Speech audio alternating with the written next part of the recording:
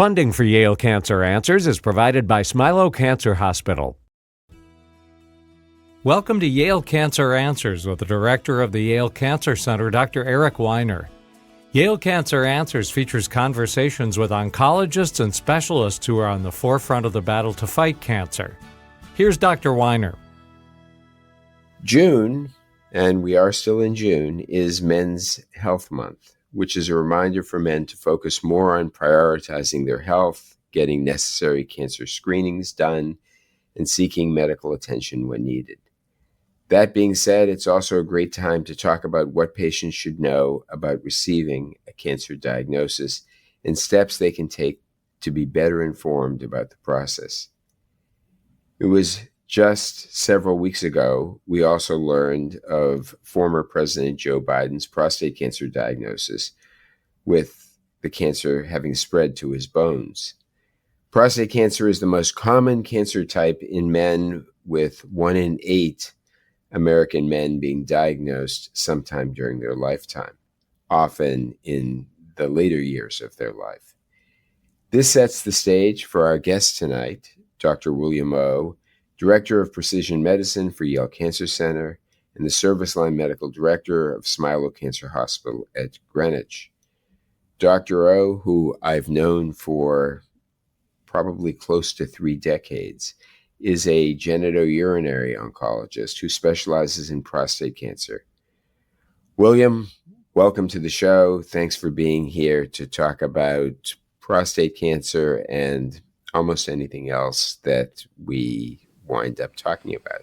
Oh, thank you, Eric. It's my pleasure to be on and happy to talk more about this really important subject. Yeah, no, it clearly is. So, receiving a cancer diagnosis can be pretty overwhelming for patients and for their families.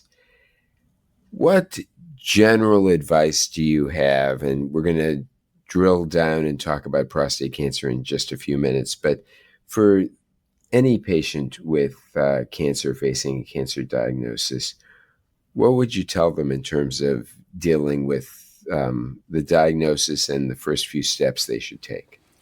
Well, everyone processes this information differently, Eric, but I think my approach is that information demystifies many of the myths and confusion around diagnoses like cancer. So I am a big fan of getting good information from the right types of sources. The problem, of course, as you know, is we are bombarded with information everywhere, including the internet and your next door neighbor and so on. And I think the most important thing and why seeing the right specialist to get that information is so important to help you and your family make the right decisions and guide your therapy. The good news is we've made so many advances. When you said 3 decades, I shuddered a little because time goes by so quickly.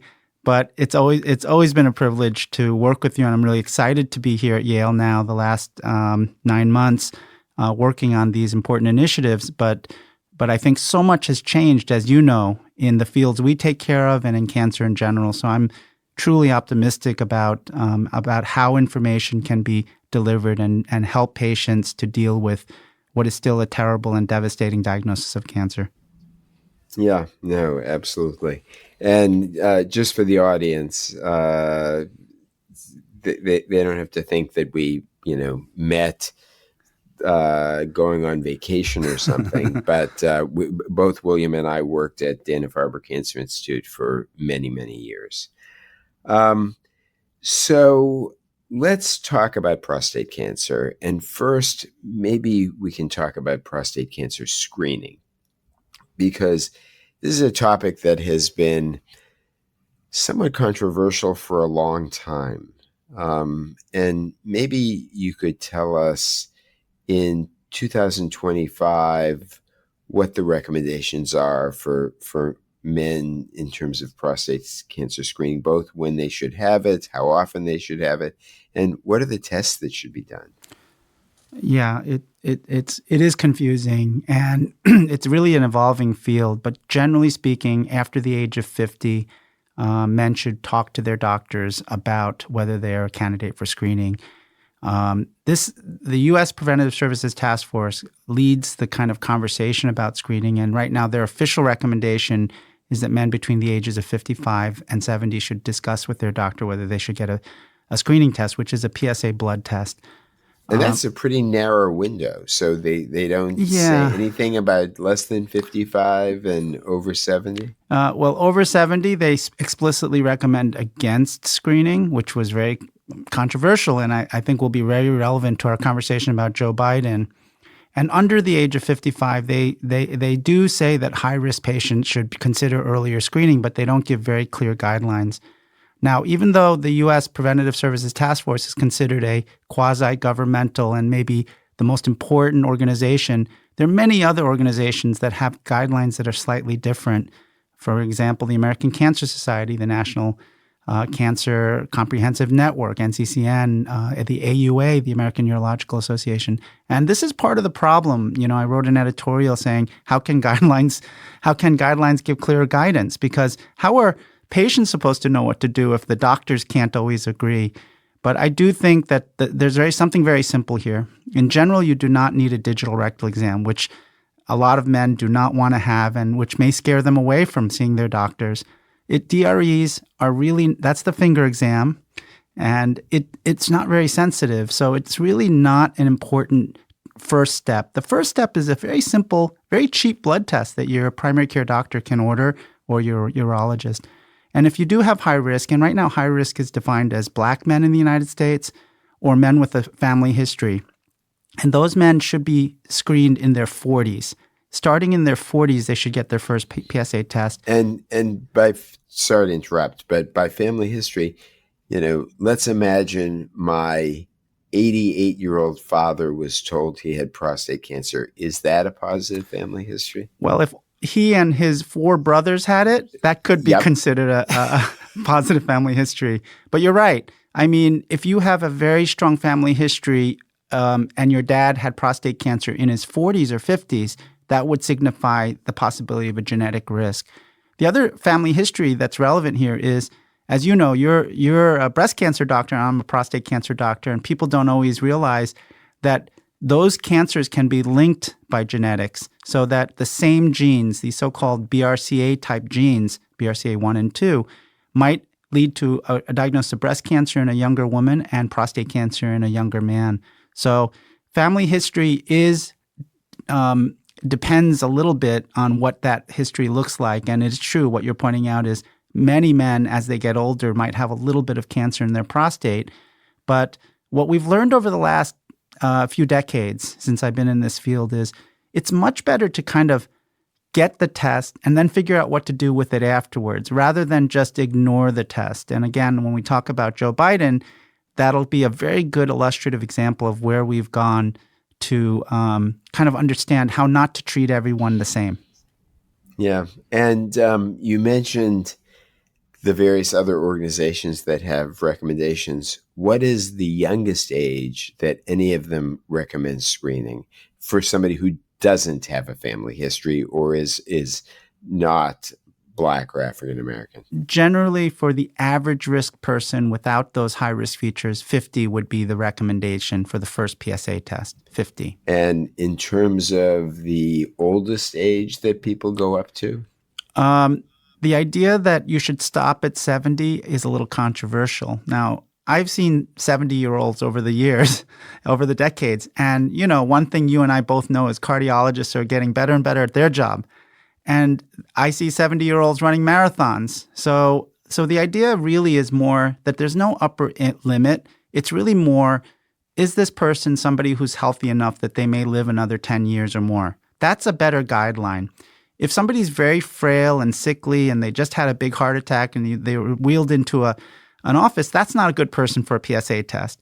But I see many men in their 70s and even in their 80s where they're very vital. And the question again becomes, depending on their PSA history, because very few men have not had a PSA. Very few men have not had a PSA. But like with colonoscopy, like with prior tests, the question is, each individual person should consider their pros and cons. And because it's such a simple test, my general recommendation is, if you're healthy and you expect to be around for the next decade, there's not a lot of harm in doing the blood test once a year. Okay. That is a way of making the guidelines simpler and more understandable. So you get a positive PSA result, or I know that sometimes it's not clearly positive or negative. It's sort of in between, and there's some follow-up. But ultimately, let's imagine that someone is thought to have prostate cancer based on either the absolute PSA number or what's happened with the test over time. What's the next step? Yeah, one of the big changes over the past few years is that MRI has become a really critical test to look at the prostate. So prostate MRI can now, with a high degree of certainty and in a way replacing the digital rectal exam, can tell you what the prostate actually looks like and whether there's a cancer in it. And there's now a 5-point scoring system called PIRADS or PIRADS that gives a suspicion level of what's in the prostate. So let's say a man walks in, he's 55 and has a PSA that went up from 3 to 5. That person would be generally referred to a urologist from their primary care doctor. And the first test the urologist generally will do, if they're convinced that that's a real PSA, is to do an MRI. And when I say that, other things can make your PSA go up. For example, sexual intercourse can do that. Riding a bicycle. There are things that can actually make your PSA go up that are not cancer. That's why we don't call it prostate cancer-specific antigen, but prostate-specific antigen. Other things can make your PSA go up. But if that PSA is elevated above what it should be for that man, there are additional tests that can be done, but generally speaking, an MRI is the best way to look inside the prostate. And if it's abnormal, then the urologist will typically recommend a biopsy. All right. And before we get to talking about President Biden, the biopsy is done, and it gets even sometimes a little more complicated because there's a score that is generated. There are actually 2 different types of scores. And depending on that score, your doctor might tell you that you have something that needs treatment soon, within the next few weeks or months. Your doctor might also tell you that it might be okay just to hold off and watch. So tell us a little bit about those scores. Yeah, so there was a doctor named Dr. Gleason who, even longer ago than you or I were in practice, created a Gleason scoring system. And that system basically gives a grade to the cancer. And that grade is what it looks like to a pathologist. And that score can be as low as, generally 6 is the lowest score and the highest is 10. And based on that score, we know the aggressiveness of the cancer. Now, because it's dependent on the person's visualization, the pathologist's visualization, sometimes it can be changed. So I always recommend that if the biopsy is not 100% clear, that it be read by a second pathologist. And there are additional types of tests that help us to know if that score is right or not, these DNA tests that can help us with that. But as you said, if you have a high score, then that associates with an aggressive cancer. It's like a guy dressed like a Hell's Angel might cause trouble because of the way he's dressed, or he could be collecting toys for tots. Somebody dressed like an office worker may look like he's just going to his job, but he might be robbing a bank. So we look at the way it looks under a microscope, and we know historically that may predict how the cancer will behave. So that's a critical part of assessing the nature of the cancer. Got it. All right. Well, we're going to take just a brief break, and we'll be back with Dr. William O., a prostate cancer expert, to talk more about prostate cancer and a little bit about the recent diagnosis in former President Biden. Funding for Yale Cancer Answers comes from Smilow Cancer Hospital, where their survivorship clinic serves as a resource to support cancer survivors, providing patients and families with information on cancer prevention, wellness, research, and survivorship. SmiloCancerHospital.org. The American Cancer Society estimates that nearly 150,000 people in the U.S. will be diagnosed with colorectal cancer this year alone. When detected early, colorectal cancer is easily treated and highly curable, and men and women over the age of 45 should have regular colonoscopies to screen for the disease. Patients with colorectal cancer have more hope than ever before thanks to increased access to advanced therapies and specialized care. Clinical trials are currently underway at federally designated comprehensive cancer centers, such as Yale Cancer Center and at Smilow Cancer Hospital, to test innovative new treatments for colorectal cancer. Tumor gene analysis has helped improve management of colorectal cancer by identifying the patients most likely to benefit from chemotherapy and newer targeted agents, resulting in more patient-specific treatment. More information is available at yalecancercenter.org. You're listening to Connecticut Public Radio. We're back here with Yale Cancer Answers. My guest is Dr. William O., a genitourinary oncologist and director of precision medicine at Yale Cancer Center.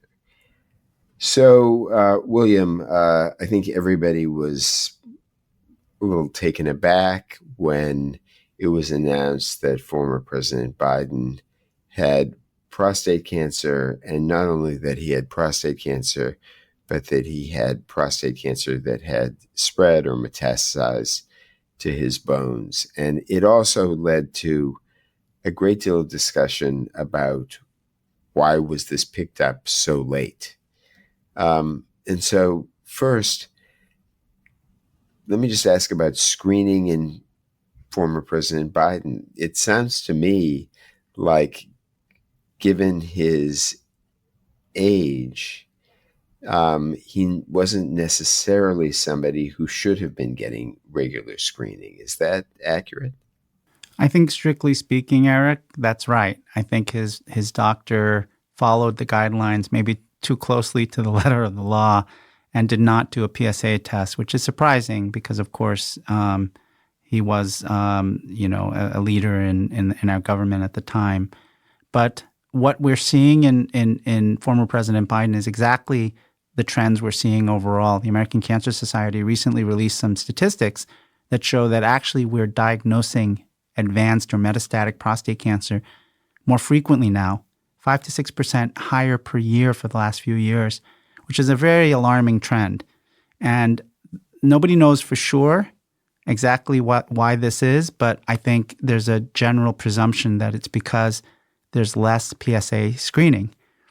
PSA screening for sure started to lower the rates of advanced prostate cancer when I was training many years ago with you in Boston, working with you in Boston, and now that trend is reversing partly because the guidelines seem to be discouraging PSA testing. So in many ways, former President Biden is kind of following the trends that we are seeing more broadly.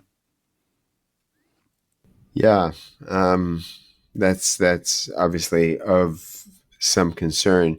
Though, isn't it possible that he still would have been diagnosed with advanced prostate cancer even if he had been somebody undergoing screening? I mean, for some cancers, there's never an early enough.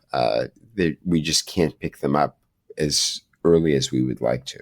You're right. And we don't know all the details of his particular case, but we do know that he had a high Gleason tumor, an aggressive tumor, the Gleason 9. And those are the kinds that can behave this way and sometimes are not detectable by PSA. So you are 100% right that even with our best testing, we sometimes miss cancers before they spread.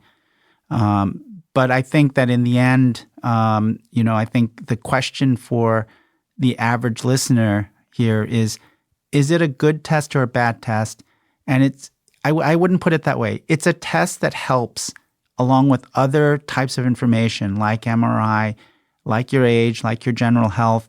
And there are new tests that are actually helping the PSA. So if a PSA is elevated, there are ways of kind of differentiating just a large prostate. Remember, PSA also comes from a large prostate, and prostates enlarge as men get older. So trying to separate this, kind of the types of cancers that you have to pay attention to versus those that you can ignore, is one of the things that we're still actively working on in research.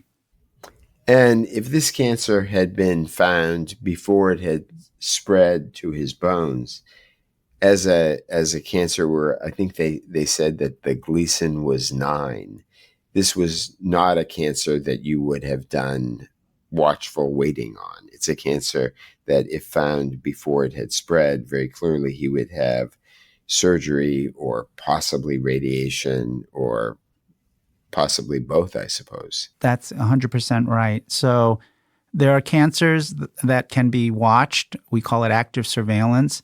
And those are cancers that typically have a lower Gleason score, a Gleason score typically of 6 or below. Sometimes some Gleason 7s can also be watched, again, depending on other factors. But a Gleason 9 or 10, any high Gleason tumors would generally be treated with treatments like surgery or radiation if the cancer is confined to the prostate. And, I think I will say that the good news about all of this story really is that 2 things for the Biden case. The first is that finding cancer earlier is always better. But secondly, we've learned so much about how to treat it. So there's so many new treatments that we can talk a little bit about. But the diagnostics, but also the treatments are so much better. So even in the worst case scenario, which is metastatic disease like former President Biden has been diagnosed with, we know that we can actually keep this cancer at bay for potentially years. So the news is very good because we have so much new treatments and new understanding of the biology of cancer. Yeah, no. So for those who would hear this and say, oh, this is a death sentence, which is, of course, a phrase that's often used in conjunction with a diagnosis of cancer, particularly advanced cancer, this is something that former President Biden can live with for many years. That's right. That's the average. I have patients who have metastatic prostate cancer who've lived for decades, actually. So it is definitely possible. But of course, it's still better to get rid of it. So whenever I have a choice or I recommend to a patient, if it's confined to the prostate, then we have a chance to cure. Once it's out of the prostate, we have a chance to control, but we can't control it typically for years, not weeks or months. And first-line treatment is going to be presumably some type of hormonal therapy. That's right. So what makes the prostate cancer grow is male hormone, testosterone. And the first treatment is to take away the male hormone. That's not female hormone, it's lowering male hormone. It's kind of like a male menopause. And I won't say that men want that treatment, but they actually tolerate it very well. I always remind them that women live half their lives without estrogen naturally, but men don't normally lose their testosterone. But because the cancer can be stimulated to grow with testosterone, the first treatment is hormonal therapy, which is really anti-hormonal therapy, right? We're lowering testosterone, and that almost always works for a long time. But we now have extra treatments, these double hormone treatments, and sometimes other things that we can add that will make the cancer stay in remission longer. And hormonal therapy can work for an extended period of time. That's right. On average, it's years. But the last few years, we actually know that a second hormone pill added to the original hormone shot extends the effectiveness of hormone therapy. And in fact, men live longer with that second pill and sometimes a third treatment. So we know now that blocking the hormones in the body for men with prostate cancer can work for years. And as I said, I have patients who look just like former President Biden, and I met them 10 years ago or more, and their cancers are still in remission. So we know it is possible. And then there's chemotherapy, and there are other sorts of new treatments. Yeah, it's a very exciting time. So for people who are out there and have a loved one or know somebody with the cancer, I will tell you that it's such a common cancer that if you do start to talk about it, you'll see that there are many, many families that are affected by this. But the treatments include chemotherapy, but we've actually gone past chemotherapy, Yeah. Eric. We have so many new treatments. Like there's a new treatment called LU-177, PSMA, that kind of hones in and it's like a smart bomb and delivers a payload of, in this case, a radioactive payload and kills cancer cells. That's been recently approved. People may even see ads on television. There are targeted treatments that work if you carry a certain mutation. It's kind of what we call personalized or precision medicine, something that, you and I both care a lot about and are developing here at the Yale Cancer Center. In my role as Director of Precision Medicine for the Yale Cancer Center, I think our goal is to expand those kind of precise treatments. So give the right treatment to the right patient at the right time. And in prostate cancer, some of those drugs are available as well. And we're going to see a whole bunch of new things come. We just came back from this big cancer meeting in Chicago, and there are very promising new immunotherapy treatments, new targeted treatments. Is chemotherapy still an option? It is still on the table, and we use it in certain patients, but we're really expanding the armamentarium quite aggressively. No, it's really true across the board in cancer. And even when we use chemotherapy, it's oftentimes to induce a little cancer cell death to make other treatments work better. Right, exactly. It's, and one of the treatments you use occasionally is also a breast cancer treatment. It's the treatment that we would give people who have BRCA mutations. Yes. It works in women who have BRCA mutations. And my understanding is it works in men who have prostate cancer with a mutation. That's right. It's about 20% of men with advanced or metastatic prostate cancer will have a so-called HRR mutation, the most famous of which is, in fact, BRCA2 in the case of prostate cancer.